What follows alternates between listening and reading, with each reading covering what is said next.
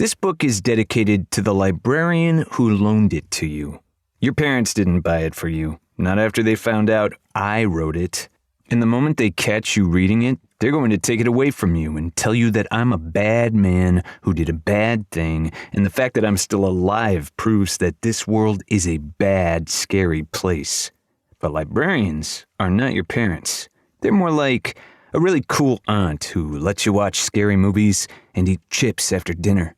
I dedicate this book to the one of them who wanted you to have it.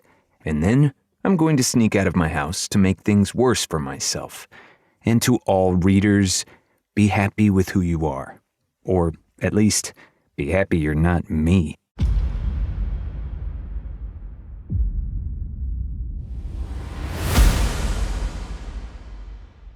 Chapter 1.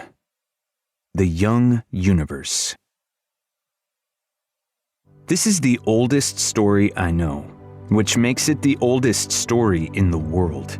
It's older than Aesop, older than the Brothers Grimm, old enough that you'll never hear it from anyone else, unless you can talk to rocks. Except the rocks tell it wrong. The only ones who've committed it to memory are the mountains, which were no taller than anthills when the story first came to them. They whisper it to one another on moonless nights when they think I'm not listening, even quiz each other on the details. Yet their narration is stiff and lifeless. You'll only want to hear it from them if you have no other choice.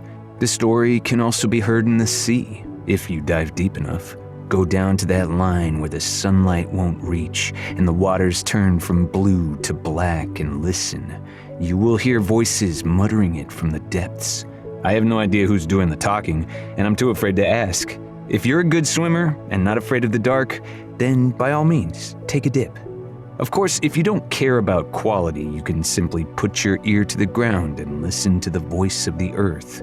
She can tell you parts of the story, not in the right order, and not all the way through.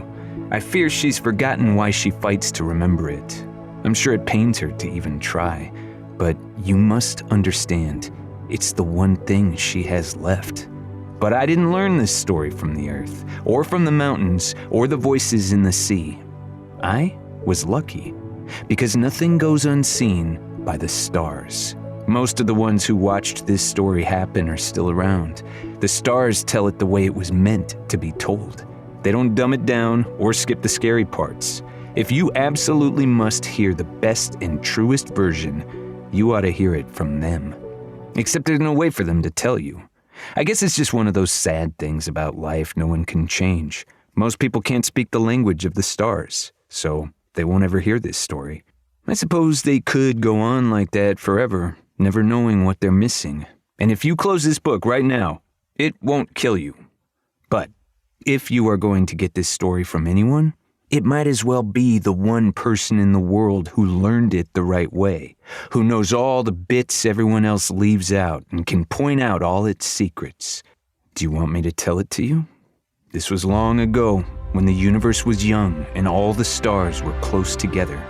There, on one of the first ever Earths, something happened which has never happened again.